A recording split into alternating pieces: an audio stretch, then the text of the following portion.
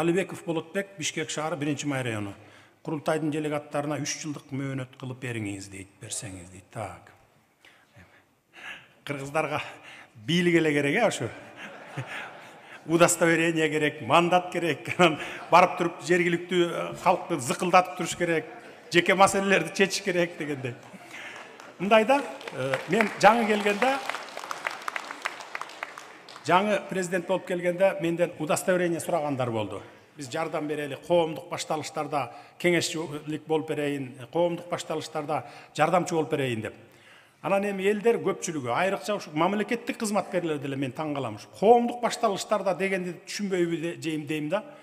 Удостоверениесин көтөрүп барып эле мен мынакей президенттин жардамчысымын же кеңешчисимин, моуну кызматка кой десе эле коркуп эле кое берет экен да. Корккондон да кое берет экен, анан кийин бай тартынат экен, анан мен баарын жок кылып салдым кайра. Жок, мындай болбойт экен, силер биз аша чаап кетет экенбиз кыргыздар деп. Ошон үчүн бул мыйзамды мына азыр сунуштап атпайсыздарбы, өзгөртүү киргизүү боюнча деп. Бул эми жогорку кеңештин компетенциясына кирет. Ушул курултайды мыйзамдуу кылып, мыйзам кабыл алып өткөрүш үчүн, кабыл алыш үчүн араң дегенде өткөрдүм мына. Мына суранып атып жогорку кеңештен спикерди чакырып, депутаттарды чакырып атып, ай, кабыл алып берип койгулачы ушу мыйзамды.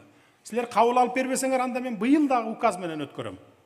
Эмдиги жылы да указ менен өткөрөм. Анда өтүп кете берет баары. Андан көрө кабыл алып бергиле десем, курултайчыларды айтат, булар дейт, бардыгын жазып алыптыр, жогорку кеңеш эле болуп алыптыр деп. Анан курултайчыларды чакырдым кабыл алып. Бир 7-8 кишини кабыл алып, ай, айланайын, эми мыйзамды өткөрө албай жатып силер кичине эптеп мыйзамды өткөрүп алып, андан кийин анан кошумчаларды кылбайсыңарбы? Мыйзамды өткөрө албай жатып силер момундай кылып туруп немелердин баарын кошуп алыпсыңар. Деп анан алдырып отуруп анан мына ушул мыйзамды өткөрдүк. Албетте эми баягы чийки мыйзам, жана Көчөрбаев мырза да айтып атпайбы? Мына моундай болуп калды, тигиндей болуп калды. Эми калганы көч бара түздөлөт дейт. Ушу мына Көчөрбаев мырза, сиз дагы кириңиз, өзүңүздүн жазганыңызды бериңиз. Мына улуттук кеңешке кирсеңиз болмок, же болбосо рабочий комиссияга кирсеңиз болмок, иш комиссияларга. Биз сындаганды жакшы билебиз да кыргыздар. Сындап, тим эле критиковать этип, ой, тим эле укмуш кылабыз. А бирок иш кылбайбыз да ушу практика жүзүндө. Ушулардын бардыгын берсеңер болот, эми мына киргиле дагы, жасагыла муну, оңдогула, түздөлөлү бара-бара.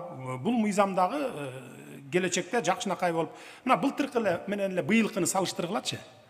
Былтыр алдын ала жанагыдай кимдер сүйлөйт региондордон даярданып келген эмес да. Могу жерде бир 10 чакты киши ушу жерде кыйкырып өкүрүп, тетиги жерде бир 20-30 киши аркасынан туруп алып, бул жерде Кадыр Кошалиевди сөккөндөр болгон. Сөккөндөр, мага сөз бер, мени жазып кой деп мына. Быйыл андай жок да, мынакай мына. Ошентип жыл сайын бара-бара көч түзөлөт деп кыргыз бекеринен айткан эмес.